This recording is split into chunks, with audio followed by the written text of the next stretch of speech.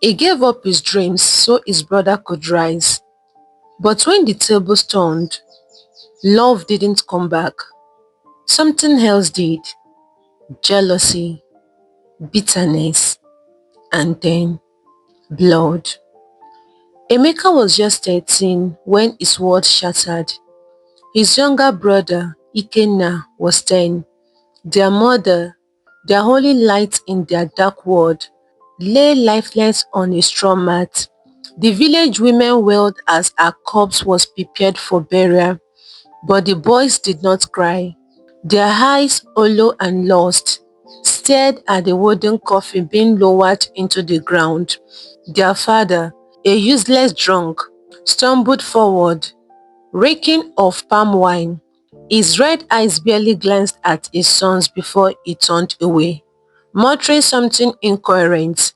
By nightfall, he was already drowning his sorrow in a bottle, forgetting he had two motherless children to care for. Days passed, then weeks. Hunger became a familiar pain, gnawing at their stomach. Their father no longer provided food, and their new stepmother, a cruel woman with a heart of stone, treated them worse than beggars.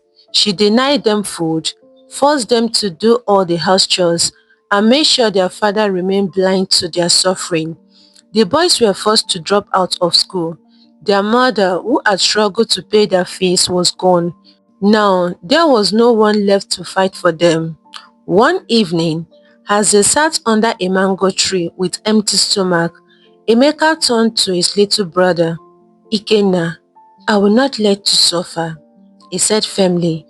I will do whatever it takes to make sure you go back to school. Ikenna's eyes filled with tears, but he nodded. He believed in his brother. And so, Emeka began working, fetching firewood, carrying loads in the market, and doing minor jobs just to feed Ikenna and save for his education. The older brother carried the weight of their survival on his small shoulders, never once complaining.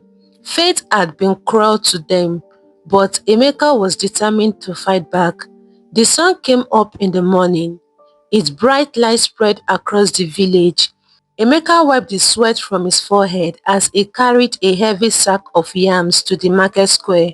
His back ached, his feet were sore, but he did not complain. He had one mission: to make sure Ikenna's future was not destroyed like his own. Ikenna sat on a wooden stool outside their small hut, flipping through his old school books. He was supposed to be in school, learning like other children, but fate had stolen that dream from him. Yet he refused to give up. Every night, under the dim glow of a palm oil lamp, he studied the torn pages of his textbook, determined to be the best. One afternoon, the village announced a scholarship exam. It was a competition open to all students, and the winner would receive full scholarship up to the university level. Ikenna's heart raced when he heard the news. Emeka, I want to write the exam, he said one evening as they sat outside their hut. Emeka looked at him, his eyes filled with both pride and worry. Are you sure you are ready? Ikenna nodded. I have been studying. I know I can do this. For days, he prepared tirelessly, revising every subject, practicing every question, and when the day of the exam arrived, he walked into the chief's palace, his heart pounding but his mind sharp. Hours later, the results were announced. The village square was packed with people, all eager to hear the name of the student who had performed best. The winner of the scholarship, the town crier declared, is Ikenna, son of Mazi Ibekwe. The crowd erupted into cheers, but Ikenna's ears were ringing. He turned to look at Emeka, who stood frozen in disbelief. I did it, Emeka, Ikenna cried, running into his brother's arms. Emeka hugged him tightly, tears streaming down his face. You did it, Ikenna. You are going back to school. For the first time in years, joy filled their hearts. The brothers had won a battle against fate. Years passed like a sweet flow of a river, carrying Ikenna from the dusty village paths to the grand halls of the university. Emeka watched with pride as his younger brother climbed the ladder of success. Each step proved that his sacrifices had not been in vain. Life in the village remained the same for Emeka. He still worked odd jobs, still struggling to provide for himself. But his heart was at peace because Ikenna was making something of himself. The scholarship covered tuition, but Ikenna still needed money for food, clothes and books. Emeka never hesitated. He sent whatever little he could spare. On days when money was scarce, he went without food just so his brother wouldn't go hungry. Finally, after years of relentless hard work, Ikenna graduated with top honors. The village chief, who had once given him the scholarship, hosted a grand feast in his honor. People from the neighboring villages came to celebrate the boy who had brought pride to their land. As Ikenna stood before the crowd, dressed in fine clothes, he searched for one face, his brother's. Emeka stood at the edge of the crowd. His eyes swelled with pride as he watched Ikenna, the little brother he has once carried on his back, stand tall as a university graduate. "I owe everything to my brother, Emeka," Ikenna announced, his voice filled with emotion. "Without him, I would not be standing here today." The crowd turned to look at Emeka, murmuring in admiration. The chief himself called him forward and placed a hand on his shoulder. "You are a true example of love and sacrifice," the chief said. "May your kindness never go unrewarded." And indeed, Emeka's sacrifice did not go unnoticed. Ikenna secured a well-paying job in the city, and one of the first things he did was send money home enough for Emeka to live comfortably. Soon after, Emeka got married to Obiageli, a beautiful but ambitious woman. They were blessed with 3 children, and for the first time in years, happiness filled Emeka's home. Meanwhile, Ikenna was thriving in the city. He met a kind woman named Nkiru and married her, bringing even more joy into his life. But despite his busy life, he never forgot his brother.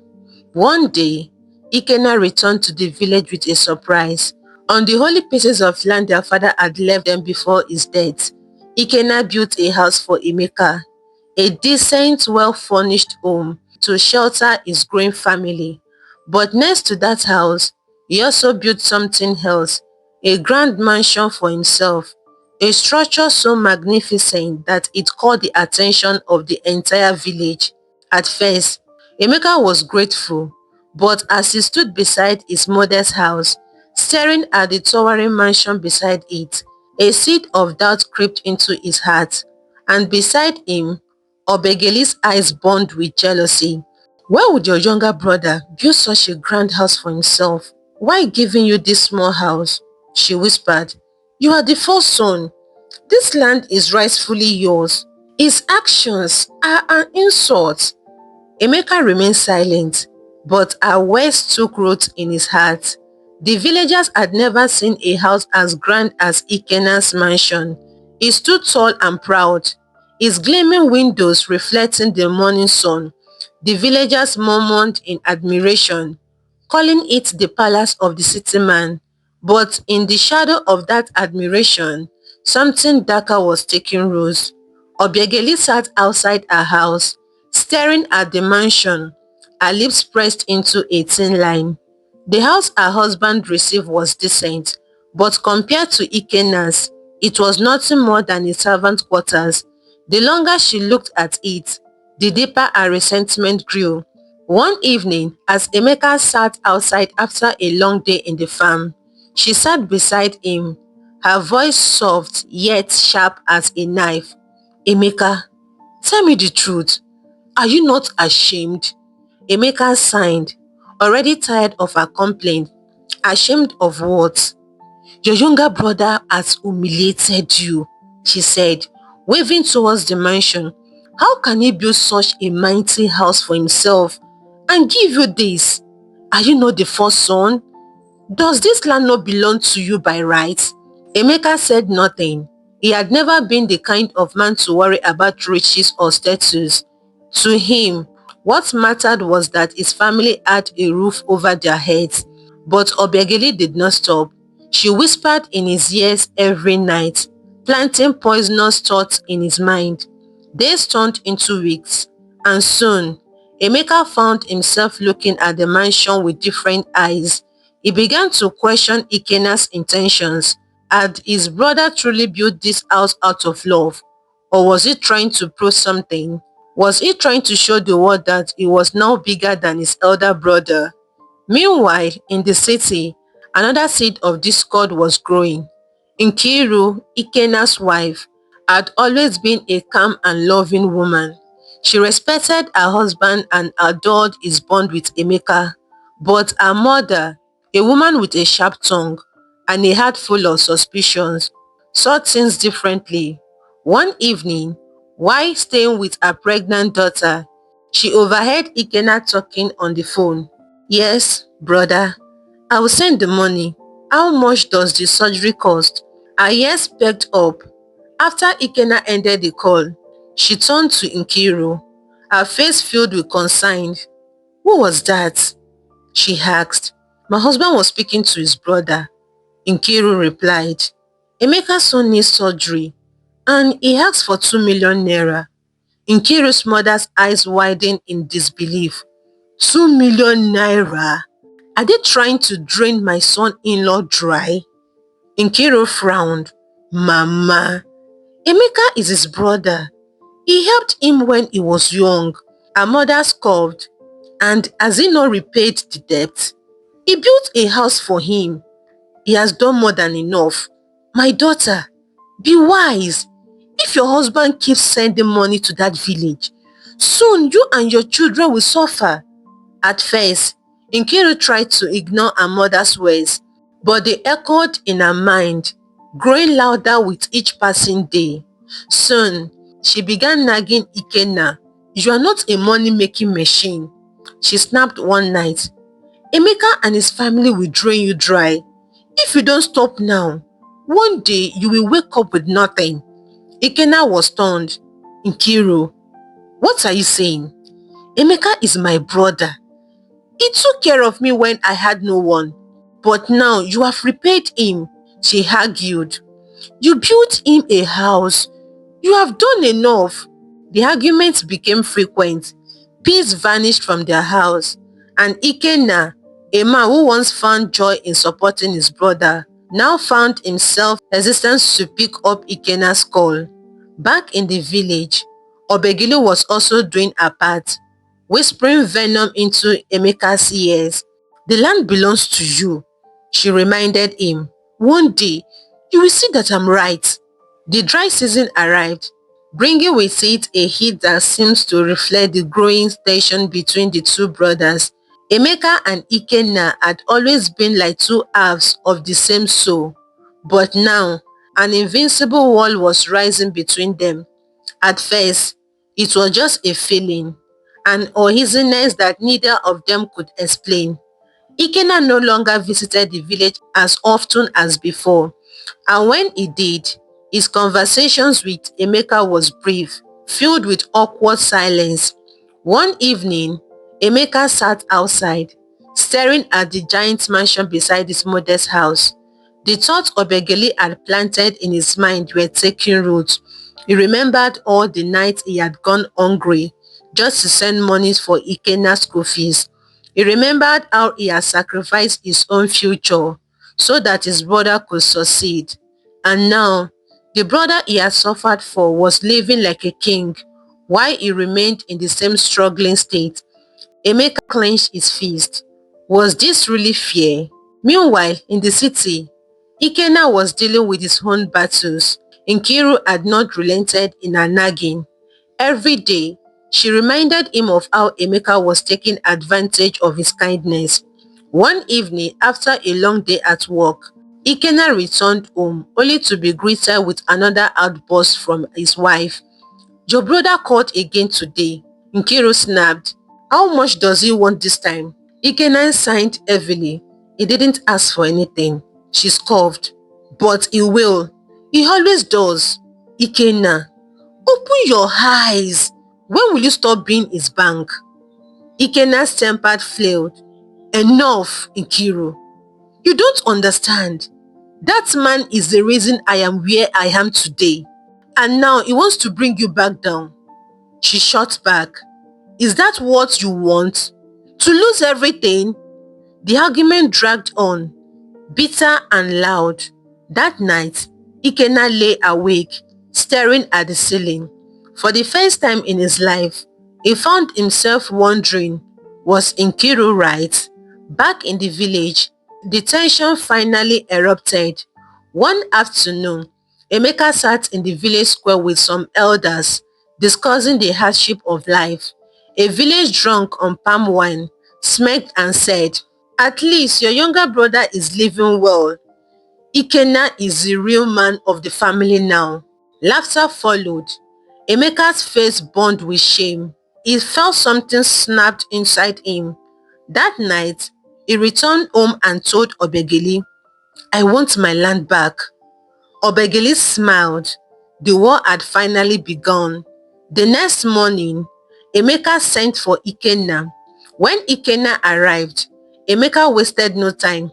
"Ikenna, I have been thinking, the land our father left behind belongs to me as the first son. I think it's time we make things right." Ikenna's eyes darkened. "What are you saying, brother?" "I am saying," Ikenna said slowly, "that you need to give me back what is mine.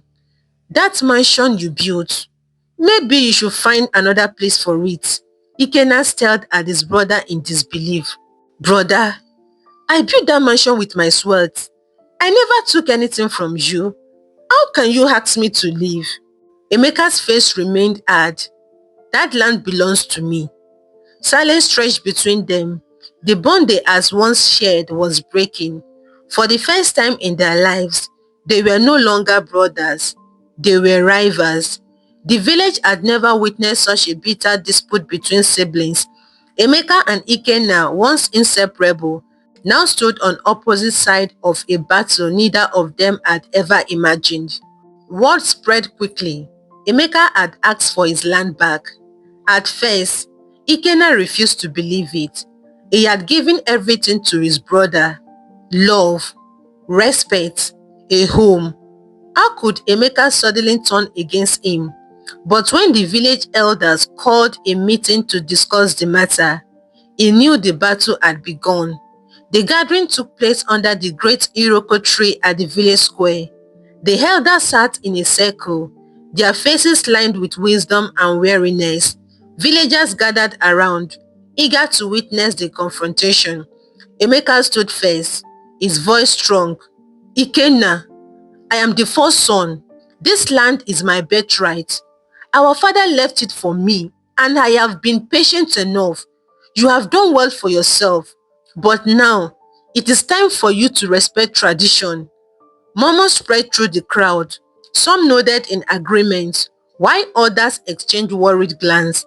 Ikenna shook his head. Disappointment etched in his features. "Brother, I built a house for you on this land out of love. I never claimed it as mine alone. How can you now say I should leave?" An elder cleared his throat. "Ikenna, your brother is not wrong about tradition. The first son has the right to inheritance. However, he also has the responsibility to care for his siblings. What do you propose?" Ikenna's face clenched. He looked at Emeka, searching for the brother he once knew, but all he saw was a stranger, blinded by jealousy. "I will not destroy the house I built with my sweat," Ikenna said firmly. "But if my presence is a problem, I will no longer step foot on this land." Gasps rippled through the crowd. "You mean you will abandon your mansion?" an elder asked. Ikenna nodded. "If that is what my brother wants." The meeting ended with no resolution. The tension between the brothers had turned into an open wound, and everyone could feel the infection spreading. That night, Obiageli rejoiced. "You see, She whispered to Emeka, "He has already surrendered. Soon, the mansion will be yours." But Emeka did not feel victorious. There was an emptiness in his chest, a nagging feeling that he was losing something greater than land. Meanwhile, in the city, Nkiru's mother clapped her hands in delight when she heard the news. "Good," she said. "Let your husband cut ties with that man completely. I told you, the Holy want to drain him." Nkiru, once existent, now saw something through her mother's eyes. That night, when Ikenna sat in silence, staring at his phone, she took it from him and deleted Emeka's number. "No more," she whispered. Months passed. Ikenna and Emeka no longer spoke. Then, disaster struck. Ikenna received an urgent call from the village. His mansion had been broken into and vandalized. The furniture was destroyed, windows shattered, valuables stolen. No one saw who did it, but the message was clear. Enraged, Ikenna rushed to the village. When he arrived, he found Emeka standing outside the ruined mansion. "You did this," Ikenna accused, his voice low and dangerous. Emeka did not deny it. "You abandoned the house, didn't you? If you truly cared, you wouldn't have left." For the first time, the hatred between them became real. That night, after the fight, a strong storm came. Thunder boomed like a drum. Lightning flashed across the sky, and heavy rain poured on the village. But even the heavens' fury was nothing compared to the silent war between Emeka and Ikenna. Ikenna did not return to the city. He stayed in his ruined mansion, determined to rebuild what had been destroyed. But something inside him had already broken. The betrayal cut deeper than any wound. Meanwhile, Obiageli was restless. She had pushed Emeka into this war, but now she wanted more. She wanted Ikenna's words gone completely. One night, under the cover of darkness, she slipped away to a hidden shrine deep in the forest. The priest, an old man with eyes that glowed like dying embers, listened to her request. "You want your husband to be the only one who prospers?" he asked, his voice raspy. "Yes," Obiageli said without hesitation. "I want my husband to reclaim everything. Ikenna must lose it all." The priest nodded. He took a black calabash filled with murky water and chanted ancient incantations. Then he gave her a small clay pot wrapped in red cloth. "Bury this at the entrance of his house," he instructed. "Within weeks, his wealth will crumble. But be warned, such curses do not end with one man. They spread like poison, consuming generations." Obiageli did not care. She did as instructed. Weeks later, strange misfortunes befell Ikenna. First, he was dismissed from his high-paying job without warning. His employers accused him of fraud charges he knew nothing about. His accounts were frozen, his investment failed, and those who once called him friends now avoided him like a plague. Then his businesses collapsed, clients disappeared, debt piled up. The bank took away his mansion. When Nkiru ran to her mother for help, she was turned away. Ikenna had no choice. He packed his belongings, gathered his family, and returned to the village, the same village where his downfall had begun. When he arrived, he saw Emeka standing outside, watching him. There was no sympathy in Emeka's eyes, only triumph. "You have returned," Emeka said coldly. Ikenna clenched his jaw. He had nothing left but his pride. "Do not think this means you have won." Emeka smirked. "We shall see." The village whispered of Ikenna's return. Once a man of great wealth, he was now just another struggling villager, living in his ruin of his once magnificent mansion. Some pitied him, others mocked him, but Emeka watched in silence, satisfied that justice had been served. But Faith was not done with them yet. One cold morning, Emeka's first son, Chibuzo, fell mysteriously ill. At first, it was just fever and weakness, but within days, his body swelled, his skin darkened, and his voice became hoarse. No medicine worked, no prayer could cure him. The village herbalist was summoned. He examined Chibuzo and shook his head gravely. "This is no ordinary illness," he murmured. "It is the work of dark forces." Emeka's heart pounded. He thought of the shrine, the rituals, the curse Obegeli had placed on Ikenna. Could it be coming back to haunt them? That night, Chibuzo's condition worsened. His body burned with fever.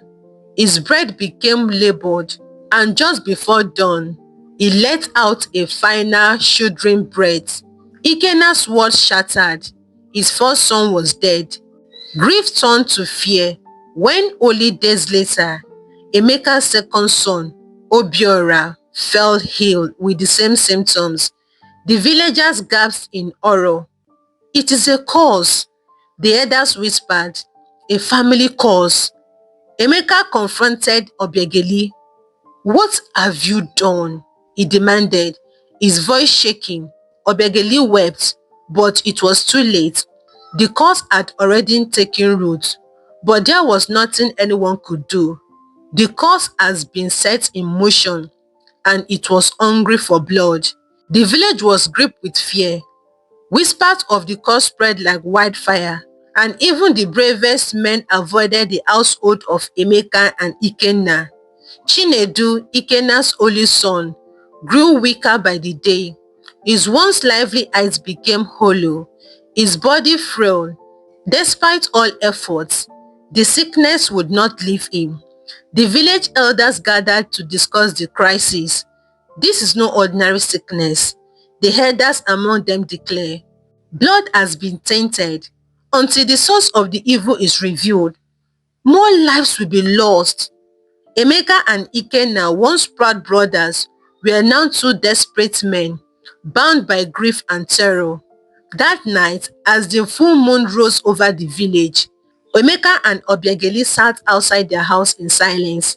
The air was thick with tension. Then, without warning, a loud cry pierced the night. It came from Ikenna's house. Emeka rushed to the scene, his heart pounding. Villagers had already gathered, their faces paled with dread. Inside, Ikenna was kneeling over Chinedu's still body, his screams of agony echoing through the night. His only son was dead. Ikenna's sorrow turned to fury. He whirled around, his eyes wide with grief and rage. "This is your doing, Emeka," he growled. "You caused my family." Emeka staggered back. "I did nothing. I lost my sons too." But Ikenna was beyond reason. He lunged at his brother, fists swinging. The two men fell to the ground, wrestling like wild animals, years of resentment and betrayal boiling over. The villagers watched in horror as the once loving brothers fought to destroy each other. The villagers dared not intervene. They knew this was no ordinary fight. It was fate playing out its final tragic act. "Enough!" An old woman suddenly cried out. It was Mama Ezinne, the oldest woman in the village. Known for her wisdom, she hobbled towards them, her cane striking the ground with force. "You foolish men," she spat. "Can't you see? This is not just about land, wealth, or jealousy. This is a cause of blood, and blood demands blood in return." The crowd fell silent. The old woman turned to Obiageli, her wrinkled face twisted with fury. "You meddle with dark forces, did you not?" Obiageli froze. She opened her mouth, but no words came out. Mama Ezinne pointed a shaking finger at her. "You thought you could control it, but curses do not know loyalty. They only know destruction." Ikenna's body trembled with rage. He turned to Emeka. Is this true? Did she cost me? Emeka's lip parted, but before he could answer, a terrible scream erupted from the crowd. It was Nkiru. She stood at the entrance of their mansion, her arms wrapped around something small and lifeless. Their baby girl, dead. Ikenna let out a sound that was not human. It was raw, broken, the kind of grief that could shatter mountains. The villagers stepped back, as if sensing that something terrible was about to happen. With a sudden roar, Ikenna grabbed a machete from a nearby log and charged at Obiageli.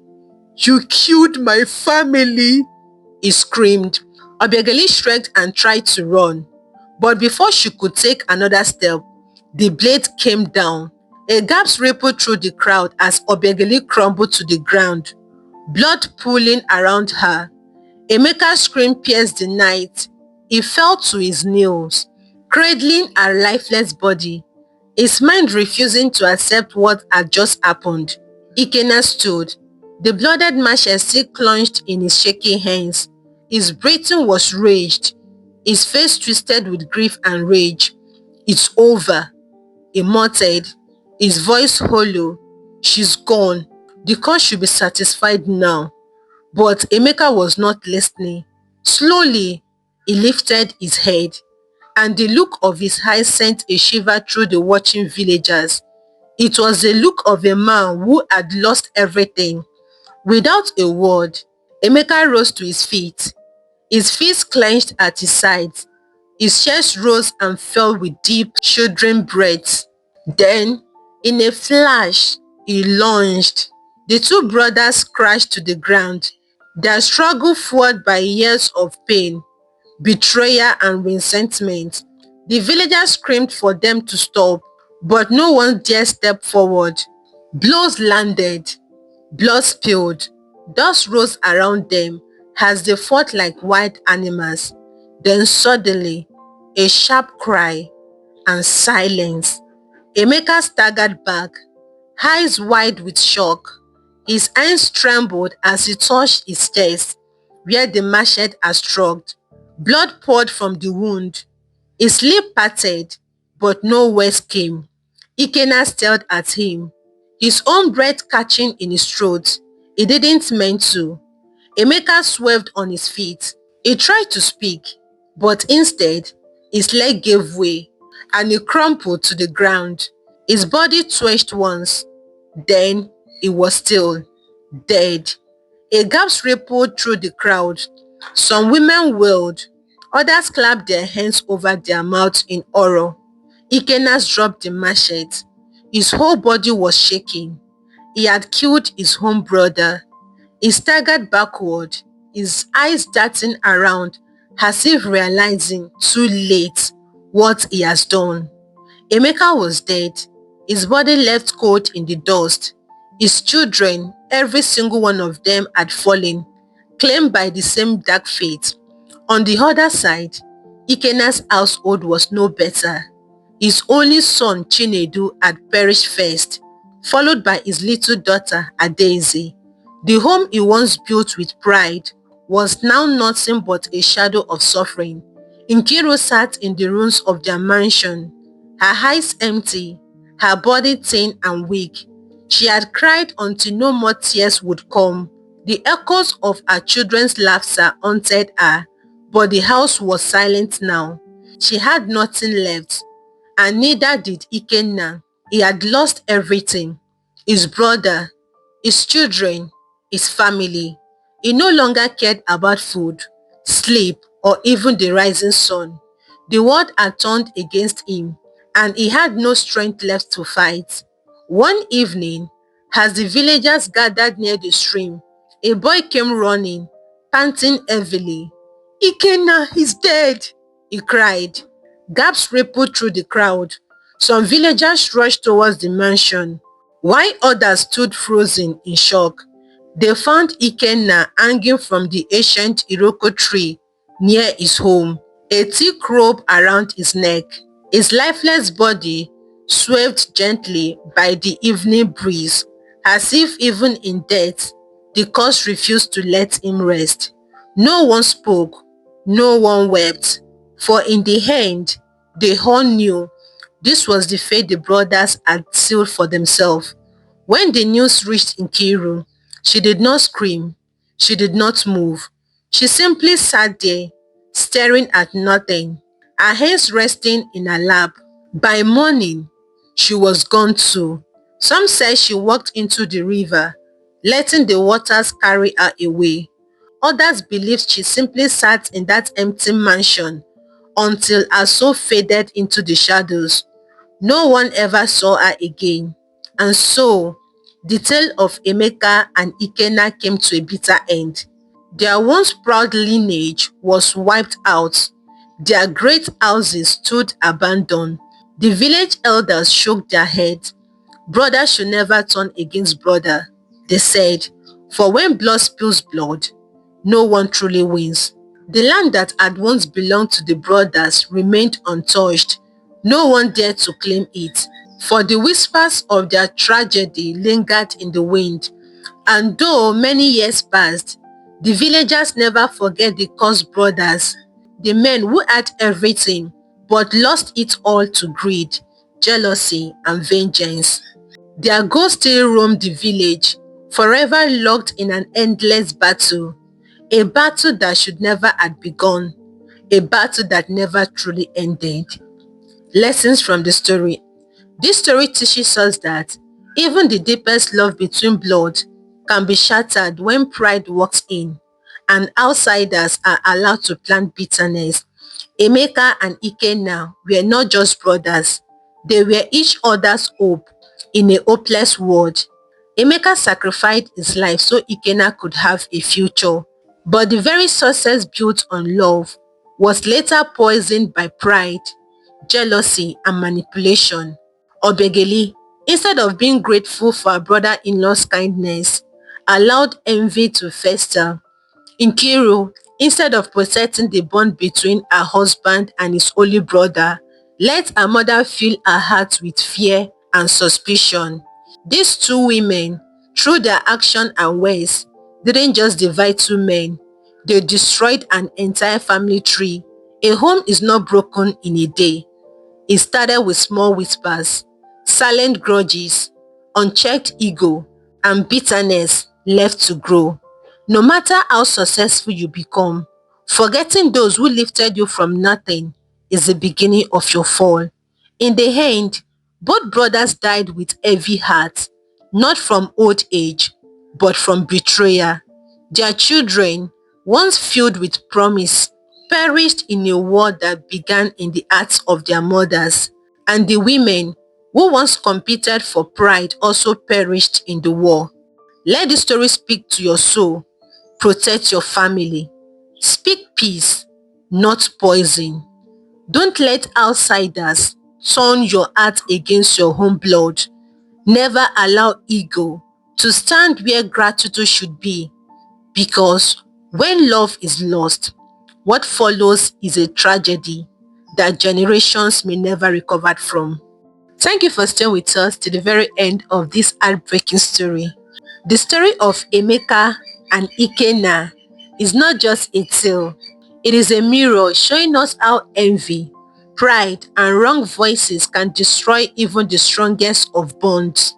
If the story touched your heart, don't let it end here. Share the lessons, protect your own home, and let love, not bitterness, guide your path. And before you go, don't forget to hit that subscribe button and turn on the notification bell so you never miss another story that inspires, teaches, and touches their soul. Until we meet again, stay wise, stay strong, and always remember, peace is priceless and family is sacred. I love you all. God bless you.